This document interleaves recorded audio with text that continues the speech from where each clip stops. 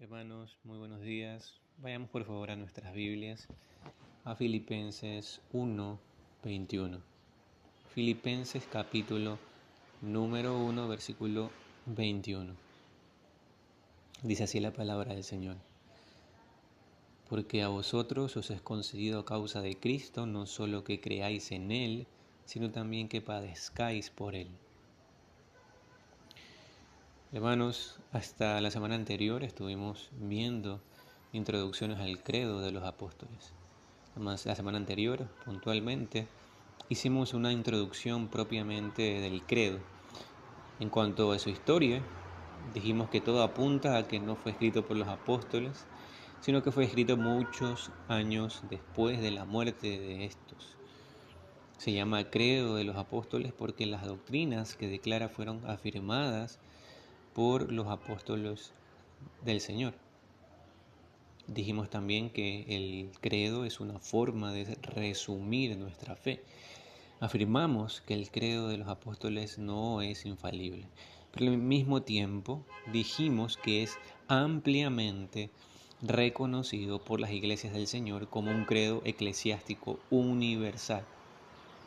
Y recuerden que con esto nos referíamos a que este resumen de nuestra fe puede ser confesado por todos los creyentes en conjunto porque contiene verdades que son imposibles de negar para cualquier hijo de Dios. Al declararlo, nos unimos a los cristianos de todos los tiempos y de todo el mundo para proclamar nuestra fe en común. ¿Cómo es posible? Bueno, es posible porque el credo apostólico trasciende las diferentes tradiciones y prácticas dentro de la Iglesia Universal. Y el día de hoy, como les prometí la semana anterior, vamos a entrar al estudio propiamente del credo. Si usted revisa, hermano, el credo apostólico, hay una palabra que se repite y que sirve precisamente para expresar el mensaje que quiere comunicar el credo. Esa palabra es creo. El credo de los apóstoles quiere afirmar lo que el pueblo de Dios cree, es decir, quiere confesar nuestra fe. En el pasaje que leímos, el apóstol Pablo afirmaba: porque a vosotros os es concedido a causa de Cristo, no solo que creáis en Él, sino también que padezcáis por Él. Pablo dice que si creemos no es por nuestro esfuerzo, sino por una concesión. ¿Por una concesión de quién? Evidentemente de Dios. En esto y un poco más es precisamente en lo que el día de hoy vamos a estar meditando, porque ciertamente el acto de creer, hermanos, es realmente importante en toda nuestra vida cristiana y por supuesto también es importante en lo concerniente al credo de los apóstoles. El título de la enseñanza del día de hoy es Yo creo, la cual veremos en 3 puntos. Primer punto se llama creo. Segundo, la fe como un don de Dios. Y tercero, los elementos de la fe, para finalmente ver unas conclusiones y aplicaciones. Pero antes de desarrollar estos puntos, oremos al Señor para que nos pueda guiar en este tiempo. Amado Señor, te damos gracias, Padre, por este día. Gracias porque tú nos permites seguir meditando en este tema. Te ruego, Señor, que seas tú usando estas palabras que se van a decir para la edificación de tu pueblo. Te lo ruego, Señor. Guíanos por tu Santo Espíritu en el nombre de Jesucristo. Amén. Primer punto. Creo. Y aquí, hermanos, quiero citar para ustedes el credo apostólico, el cual dice así: creo en Dios Padre Todopoderoso, Creador del cielo y de la tierra, y en Jesucristo, su único Hijo, nuestro Señor, quien fue concebido del Espíritu Santo, nació de María Virgen, padeció bajo Poncio Pilato, fue crucificado, muerto y sepultado, descendió a los infiernos, al tercer día resucitó de entre los muertos, subió al cielo y está sentado a la diestra de Dios Padre Todopoderoso. De allí ha de venir a juzgar a los vivos y a los muertos. Creo en el Espíritu Santo, la Santa Iglesia Católica, la comunión de los santos, el perdón de los pecados, la resurrección del cuerpo y la vida eterna. Amén. Y hermanos, esto que les he dicho es el credo apostólico, el cual está siendo objeto de nuestro estudio. Hermanos, como vemos, el credo de los apóstoles empieza con la palabra creo. De hecho, podríamos decir que es la primera doctrina con la que nos topamos al iniciar el estudio del credo. Cuando leemos el credo, lo normal es que pensemos directamente en la doctrina de la Santa Trinidad, Padre, Hijo y Espíritu Santo. Y eso, hermanos, es correcto, pero también es importante que creamos con firmeza todo lo referente al Padre, al Hijo y al Espíritu Santo, porque de nada sirve adentrarnos en estas doctrinas si es que no las creemos de todo corazón. Cuando alguien va a confesar el credo, debe hacerlo de una manera consciente, entendiendo que lo que se está proclamando allí es algo que también es proclamado en las Escrituras. No estamos diciendo, obviamente, que el credo apostólico sea las Escrituras o que el credo apostólico sea igual de infalible que las Escrituras, para nada. Pero como dijimos la ocasión anterior, creemos que este credo apostólico resume de una manera fiel nuestra fe. Debo, en este caso, hacerles una pregunta, hermanos. Si verdaderamente usted está creyendo lo que dice el credo, en este sentido, sería importante que nosotros entendamos que verdaderamente el credo está confesando verdades. No deberíamos dudar de que se trata de declaraciones que declaran verdades acerca de nuestro Dios. No se trata solamente, hermanos, tampoco de declararlo de manera intelectual. Eso sería un error. Se trata de creerlo de todo corazón.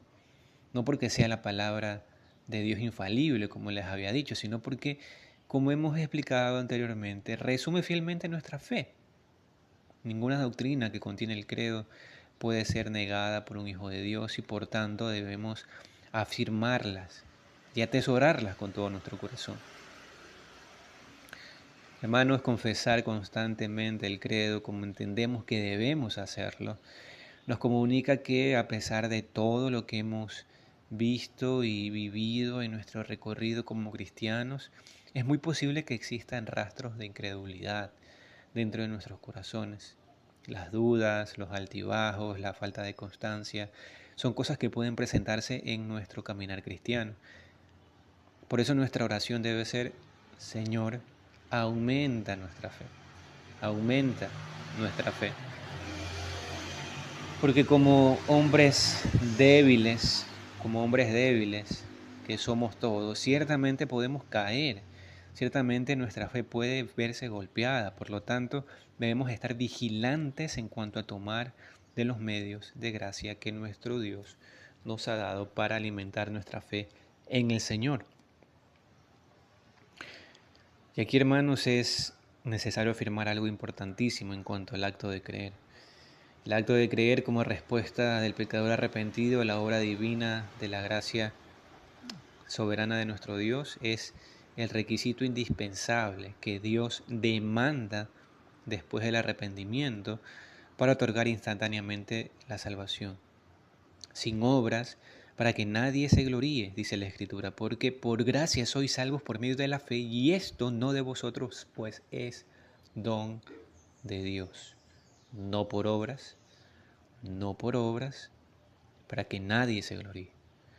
Así que, siendo tan importante señalar que alguien cree o tiene fe, también es preciso indicar que para continuar declarando las otras doctrinas del credo es necesario que empecemos revisando qué es la fe. Y esto me lleva, hermanos, entonces a mi segundo punto, la fe como un don de Dios. Hermanos y amigos, la Escritura claramente nos revela que la fe es un don de Dios. Y esa afirmación, hermanos, humilla a todo aquel que entiende que tiene el suficiente intelecto para, por sus propios medios, entre comillas, conocer a Dios y creer en Dios.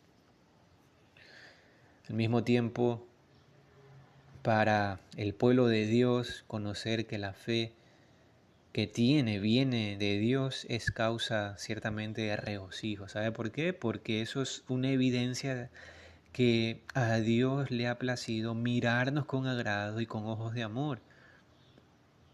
Aun cuando somos indignos y merecedores del infierno, igual que todos los hombres. Pero Dios hace esto a causa de nosotros, se preguntará alguien. Bueno, para responder a esta pregunta, podemos tomar el pasaje que leímos inicialmente, Filipenses 1:29, dice: porque a vosotros os es concedido a causa de Cristo, no solo que creáis en Él, no solo que creáis en Él. Entonces, hermanos, la fe es un regalo de Dios, pero debemos entender que ese regalo no se nos dio porque seamos mejores que el resto de los hombres. Tampoco se nos dio porque somos menos malos. Tampoco se nos dio porque haya algo bueno en nosotros. Hermanos, la fe es una concesión de Dios por causa de Cristo. Entonces, debemos tener claro que la fe es un regalo de Dios. Es un regalo que Dios mismo ha decidido darnos por causa de Jesucristo. La fe es un don de Dios. La fe es un don de Dios, por medio del cual damos por cierta la palabra de nuestro Dios. Y por consecuencia, ponemos toda nuestra confianza en Dios. Vayamos a Romanos, capítulo número 10, versículo 17. Romanos, capítulo número 10, versículo 17. Romanos 10:17 dice: así que la fe es por el oír, y el oír por la palabra de Dios. No se puede creer sin que la palabra de Dios sea predicada. Es lo que podemos decir acerca de este versículo. Y para esto el Señor puede usar cualquier medio. La verdad de Dios tiene que llegar a nosotros para poder creerla, ciertamente. La palabra de Dios es la base de nuestra fe. Hebreos 11:1 dice: es pues la fe, la certeza de lo que se espera y la convicción de lo que no se ve. La fe entonces es creer lo que Dios nos ha dicho que va a hacer. Si Dios ha dicho que por la fe en Cristo puede salvarme de la condenación eterna, pues yo debería creer esa promesa. Si lo hago, estoy ejerciendo fe. Dios ha dicho que nuestros cuerpos también serán resucitados en el día final. ¿Cómo sucederá esto? Si mis restos se han vuelto totalmente polvo, ¿cómo va a pasar esto?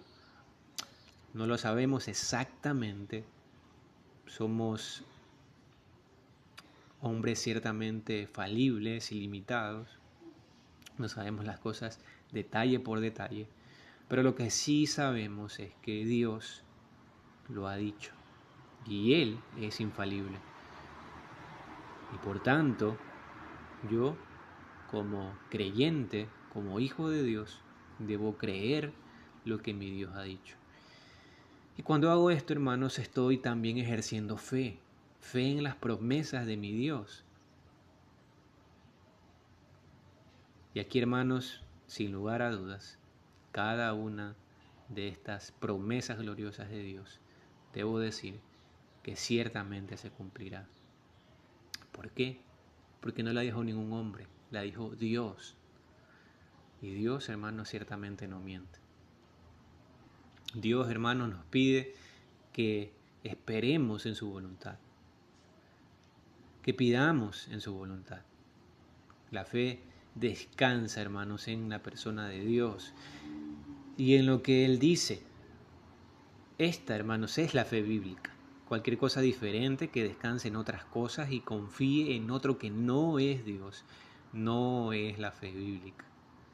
Podríamos denominar a esto simplemente una fe o confianza natural, pero no es la fe salvadora, porque la fe salvadora, hermanos, descansa en la persona de Dios, en la persona del Hijo de Dios y en su obra. Y en ese sentido podemos decir que existen dos tipos de fe, la fe natural y una fe también que es sobrenatural. La fe natural es la que nace de nosotros y la fe sobrenatural es la que nace en nosotros de Dios. Es decir, viene de Dios. Es Dios quien la produce. Vayamos, hermanos, a primera de Juan, capítulo 5, párrafos 4 y 5. Versículos 4 y 5. Primera de Juan 5, versículos del 4 al 5. Porque todo lo que es nacido de Dios vence al mundo, y esta es la victoria que ha vencido al mundo, nuestra fe. ¿Quién es el que vence al mundo sino el que cree que Jesús es el Hijo de Dios? Entonces lo que es nacido de Dios vence al mundo, dice el apóstol. Y logramos esa victoria por medio de la fe. La fe que es nacida de Dios, hermanos, esa es la fe que vence al mundo. Esa fe trasciende en el tiempo y las circunstancias. Ahora, quisiera que veamos un poco más de detalles respecto a la fe. Y esto, hermanos, me lleva a mi tercer punto. Los elementos de la fe. Los elementos de la fe. La fe salvadora consiste en tres elementos distintos y esos tres elementos distintos han sido llamados notitia, primero, segundo, ascensus y tercero, fiducia. Repito, notitia, ascensus y fiducia.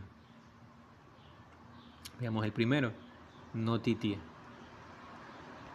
El primer elemento de una fe verdadera es notitia, se refiere solo a la información o a los datos. Pero si solo nos quedamos en información correcta, solamente sería información sin convicción.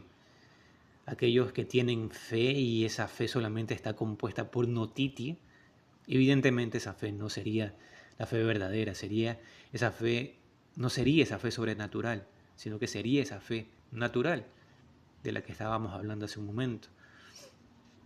Esta es la fe de aquellos que son capaces, por ejemplo, de hablar de un Dios y un Cristo, pero no moverían ciertamente ni un solo dedo ni por Dios, ni por Cristo, ni por su palabra.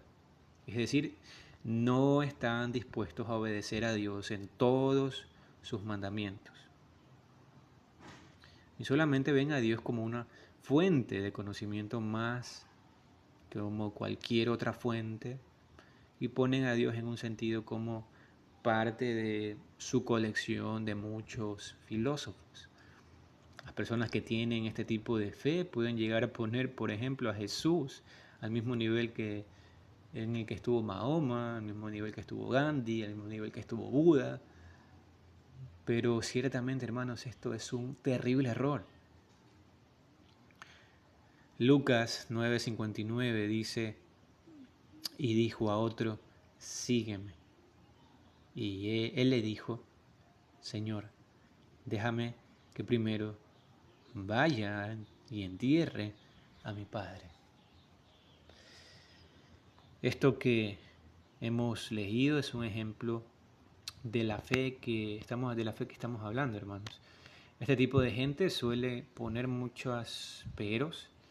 Ciertamente se ven atraídos por la sabiduría que tenemos en Jesucristo, pero no creen completamente de todo corazón. La fe que tienen es una fe muerta, una fe que no obra, pero que no se malentienda aquí, hermanos.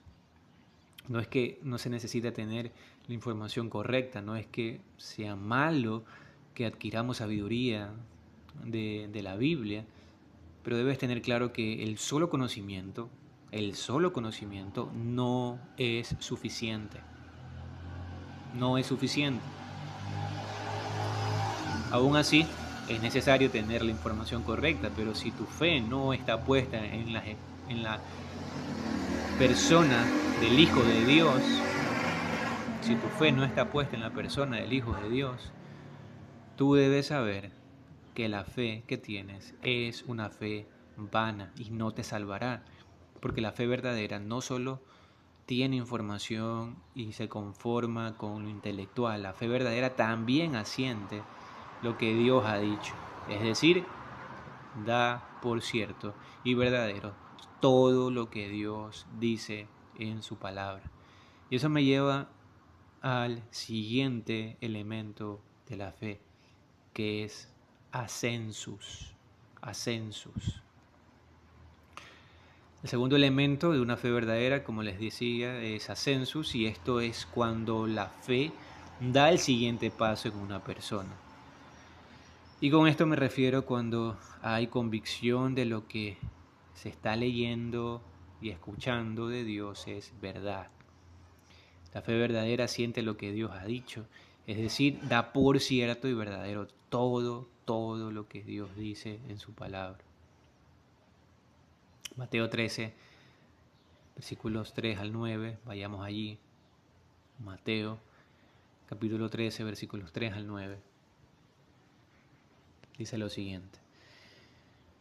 Y les habló muchas cosas por parábolas, diciendo, he aquí el sembrador salió a sembrar, y mientras sembraba parte de la semilla cayó junto al camino. Y vinieron las aves y la comieron, parte cayó en pedregales, donde no había mucha tierra, y brotó pronto porque no tenía profundidad de tierra, pero salido el sol se quemó, y porque no tenía raíz se secó. Y parte cayó entre espinos, y los espinos crecieron y lo ahogaron, pero parte cayó en buena tierra y dio fruto, cuál a 100, cuál a 60 y cuál a 30 por uno. El que tiene oídos, oiga. El que tiene oídos para oír, oiga. Hermanos, una fe que se muere y que no ha podido vencer al mundo no es una fe que ha nacido de Dios. En ocasiones podríamos solo encontrar en una persona la convicción de que lo que Dios ha dicho es verdad, pero eso tampoco es suficiente. ¿Por qué? Se preguntará, ¿de verdad me estás diciendo que no es suficiente esto? Efectivamente, no es suficiente. Algunas personas tienen la información correcta y también tienen convicción de que esa información es verdad. Pero es todo lo que tienen. Es todo lo que tienen, hermanos. Deben saber que este nivel de fe se puede hallar en el diablo y sus ángeles. Hermanos y amigos, no crean que estoy exagerando. No crean que estoy exagerando con esto. Si usted va a Santiago capítulo 2, versículo 19, va a encontrar lo que le estoy diciendo. Más bien, leámoslo. Santiago 2, versículo 19 dice, ¿tú crees que Dios es uno? Bien haces. También los demonios creen y tiemblan.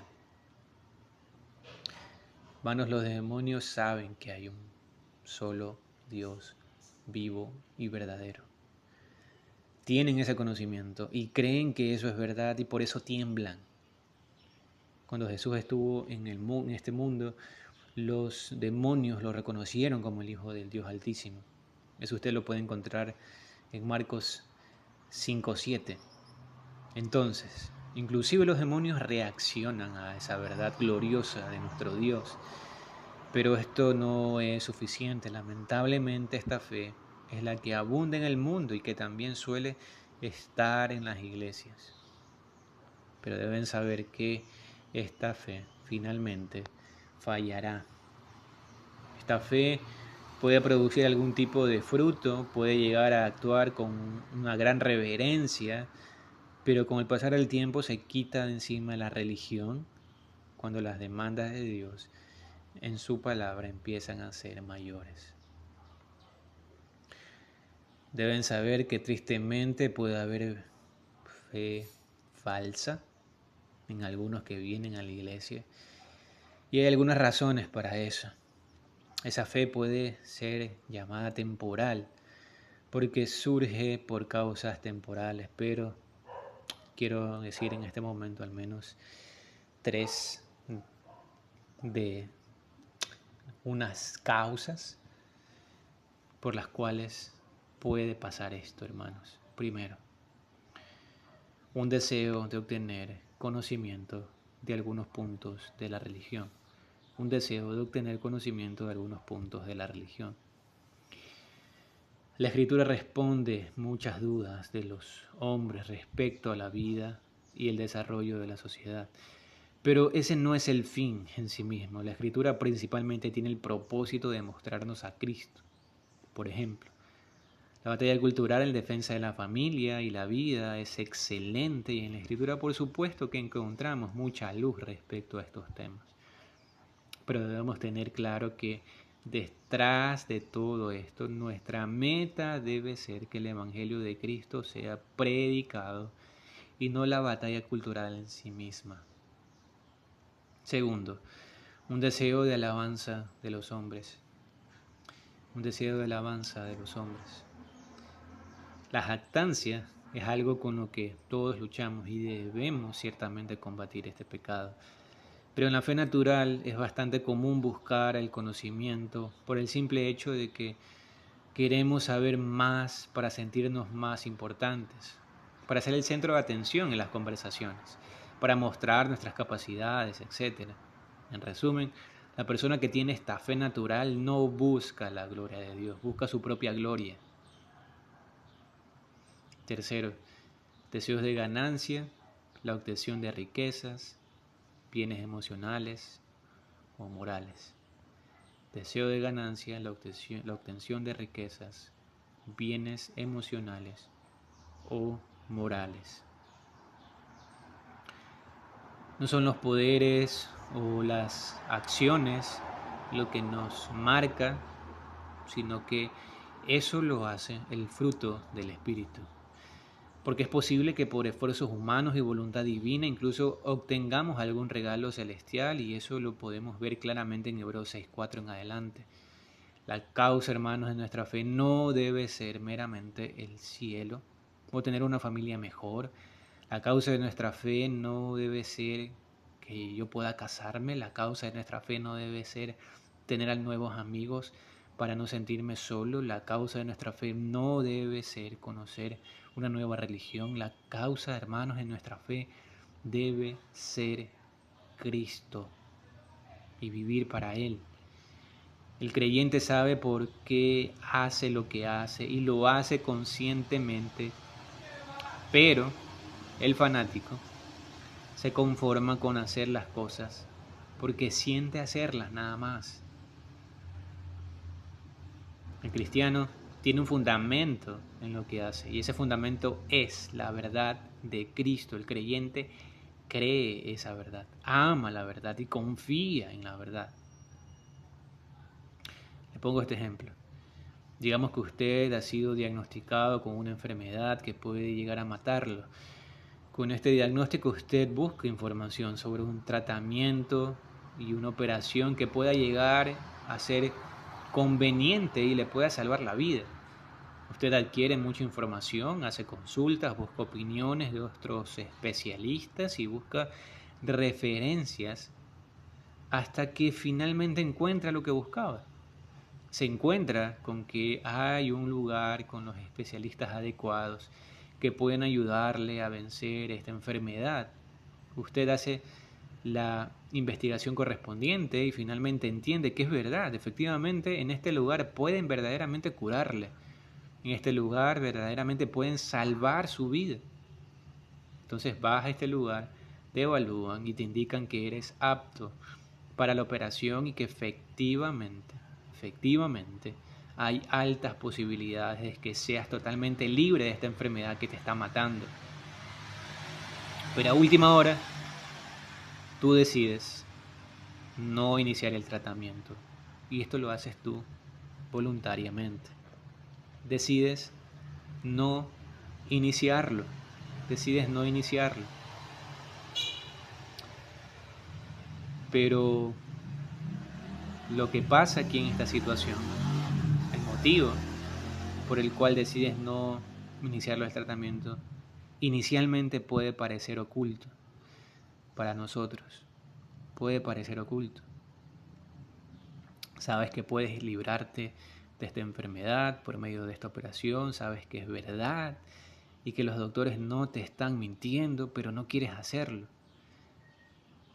Pero al final de cuentas, la verdad sale a la luz y la razón por la que no quieres hacerlo es porque tienes miedo al proceso. Y por tanto decides no operarte. Decides no operarte inclusive un día antes del día y hora acordada.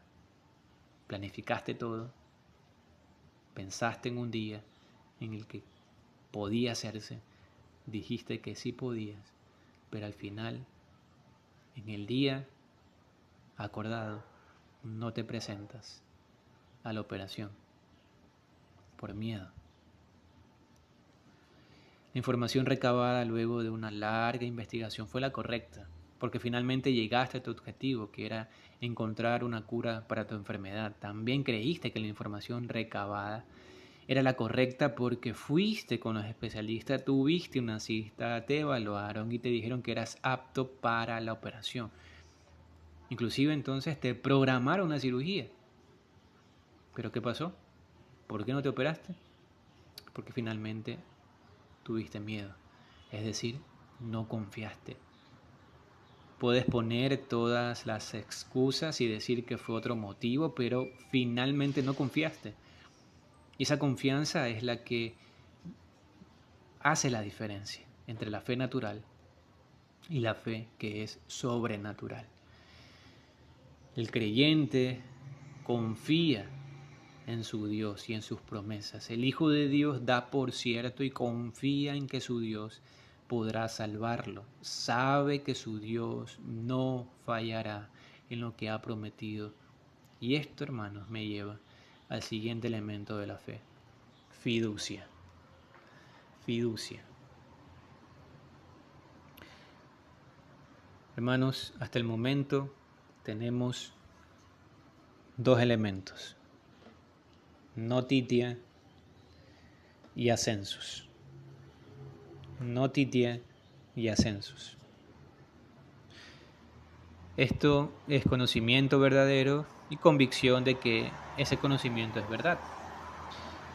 La fiducia es el elemento final que le hace falta a la fe para entonces ser considerada como verdadera.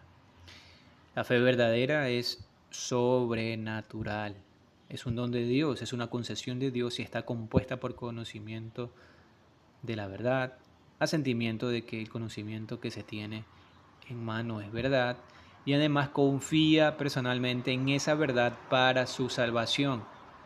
Y fiducia es esto último: confianza. Confianza.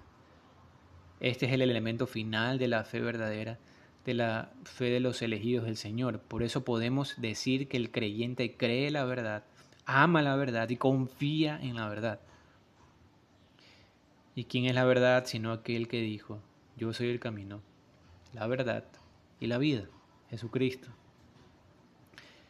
Aquel que tiene la fe verdadera cree y confía en Dios y en quien Él ha enviado para la salvación de su alma. La fe verdadera desea a Cristo, lo ama, confía en Él y por tanto puede descansar completamente en Él. Nuestra paz y tranquilidad se halla solamente en el hecho de saber que estamos en Cristo.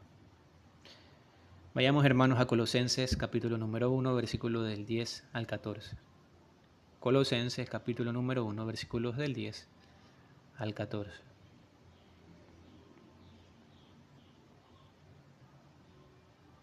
Dice así la palabra del Señor. para que andéis como es digno del Señor, agradándole en todo, llevando fruto en toda buena obra y creciendo en el conocimiento de Dios, fortalecidos con todo poder, conforme a la potencia de su gloria, para toda paciencia y longanimidad, con gozo, dando gracias al Padre que nos hizo aptos para participar de la herencia de los santos en luz, el cual nos ha librado de la potestad de las tinieblas y trasladado al reino de su amado Hijo, en quien tenemos con redención por su sangre el perdón de pecados. La fe verdadera no solo requiere el mero saber superficial, sino el anhelo de profundizar en la verdad y misterios de Cristo. La fe verdadera no se regocija simplemente en las obras, se regocija en aquel que preparó esas buenas obras para que anduviésemos en ella. La fe verdadera entiende que la gratitud es el motor que debe mover todas nuestras buenas obras. La gratitud al Señor por la gran salvación que nos ha dado debe entonces mover nuestra vida. Eso debe ser nuestro motor y no otra cosa. Finalmente, tomando las palabras de la Confesión de Londres de 1689, podríamos decir esto de la fe verdadera. La gracia de la fe por la cual los escogidos reciben capacidad para creer para la salvación de sus almas es la obra del Espíritu de Cristo en sus corazones. Por esta fe, el cristiano cree que es fidedigno todo lo revelado en la palabra por la autoridad de Dios mismo. Esta fe, aunque sea de un nivel diferente o pueda ser débil o fuerte, es sin embargo aún en su nivel más bajo, diferente en su clase y naturaleza de la fe y la gracia común de aquellos creyentes que solo lo son por un tiempo. Y consecuentemente, aunque muchas veces sea atacada y debilitada, resulta sin embargo victoriosa, creciendo en muchos hasta obtener la completa seguridad a través de Cristo, quien es tanto el autor como el consumador de nuestra fe. Veamos entonces, hermanos, ya casi para finalizar, unas conclusiones de lo que hemos visto. Primero, el credo de los apóstoles se esfuerza en declararnos y resumir nuestra fe. El credo de los apóstoles expone varias doctrinas fundamentales de nuestra fe, pero empieza con una palabra clave que expresa una doctrina. Esa palabra es creo. Segundo, que el credo de los apóstoles empiece con esta palabra, nos comunica lo importante que es creer. Esa palabra es importante porque si no creemos lo que Dios nos expone en su palabra, pues mucho menos podremos confesar y declarar las otras doctrinas del credo apostólico. Tercero, creerle a Dios y creer que todo lo que Él dice es verdad es parte fundamental de la vida del creyente, pues esto es la fe misma. El creer también es fundamental cuando queremos confesar el credo de los apóstoles. Cuarto, el acto de creer es algo que todos los hombres pueden hacer en un sentido, porque depositar nuestra fe en algo es una acción que el hombre hace por naturaleza. La diferencia es que la diferencia aquí es la naturaleza de la fe. Esa es la gran diferencia. Hablamos entonces de que la fe de los creyentes es una fe sobrenatural y la fe del mundo es una fe natural. Y finalmente, la fe de los creyentes es una concesión de Dios. Y esta fe se caracteriza por creer y dar por cierto y verdadero todo lo que Dios dice en su palabra. En base a esto, confía en lo que Dios dice y descansa únicamente en Él. De manera de aplicación, amigo que estás aquí, te pregunto, ¿tú crees? ¿Tienes fe? Si tu respuesta es sí, en base a lo que hemos visto el día de hoy, yo te pregunto, ¿qué tipo de fe es la que tú tienes? Porque no dudo que tengas fe, pero ¿qué tipo de fe tienes? ¿La natural o la sobrenatural? Quiero decirte esto, si la fe que tú tienes es una fe que depende en que Dios te bendiga y prospere para estar vivo, es una fe falsa. Si la fe que tienes te lleva a enorgullecerte de tu conocimiento y te lleva a menospreciar a otros, ciertamente es una fe falsa. Si tu fe puede lograr que creas verdades y demandas de la palabra de Dios, pero no logra que puedas ponerlas por obra, demostrando así una plena confianza en Dios y dependencia en Él, eso es una fe falsa. Si tu fe te lleva a confiar en tu esfuerzo para agradar a Dios y no poner tu mirada en Cristo, eso es una fe falsa. El pasaje que leímos al principio dice, porque a vosotros os es concedido a causa de Cristo no solo que creáis en Él, sino también que padezcáis por Él. ¿Por qué te menciono esto? Porque tú debes saber que la fe que puede salvarte del justo juicio de Dios solamente puede dártela Él mismo. No es algo que tú puedes fabricar. Tú mereces que la ira de Dios caiga sobre ti porque has violado los mandamientos de Dios. Creas esto o no, ten la certeza que será así. Porque Dios no puede ser burlado. Dios es tu creador y no lo has honrado como deberías. Has puesto otras cosas en el lugar que solamente le corresponde a Dios. Por eso mereces la condenación eterna y justo juicio de Dios. Así también es el mismo Dios quien justificará al que es de la fe de Jesús. Cree en Él, cree que Él puede salvarte, cree en que Él puede perdonar tus pecados, cree que en Él puedes pasar de muerte a vida. Si es así, Dios te garantiza que serás declarado limpio de tus pecados y Dios te contará como uno de los suyos. Y cuando esto pase, nunca olvides que eres lo que eres por y para la gloria de Dios. Y mi querido hermano, espero que lo visto hoy nos sirva de ayuda para entender lo importante que es fortalecer nuestra confianza en Dios. Porque la confianza es parte de la fe que decimos tener. La fe, como hemos visto hoy, no se trata solo de conocimiento y creer lo revelado por Dios. Estamos llamados por el Señor a fortalecer nuestra fe. Estamos llamados por Dios a perseverar. Estamos llamados por Dios a confesar su verdad, estando plenamente convencidos. Y estamos llamados a confiar completamente en Él. ¿Sabe por qué? Porque al pueblo de Dios, hermanos, a usted y a mí, nos es concedido por causa de Cristo, no solo que creamos en Él, sino también que padezcamos por Él. Y cuando hablo de padecimiento, no hablo del sufrimiento, entre comillas, que tenemos por no tener el auto que quisiéramos tener o por no poder comprarte tal vestido y tener que ponerte otro. Nada de eso, hermano. Todas esas son cosas triviales. Cuando hablo de sufrimiento me refiero a esto, por ejemplo. Marcos 13, 12 al 13 dice, y el hermano entregará la muerte al hermano y el padre al hijo, y se levantarán los hijos contra los padres y los matarán y seréis aborrecidos de todos por causa de mi nombre. El que persevera hasta el fin, este será salvo. Hechos 16, 37, pero Pablo les dijo, después de azotarnos públicamente, sin sentencia judicial, siendo ciudadanos romanos, nos echaron en la cárcel. Segunda de Corintios 11, 24, 27. Segunda de Corintios 11, 24, 27. De los judíos 5 veces he recibido 40 azotes menos 1.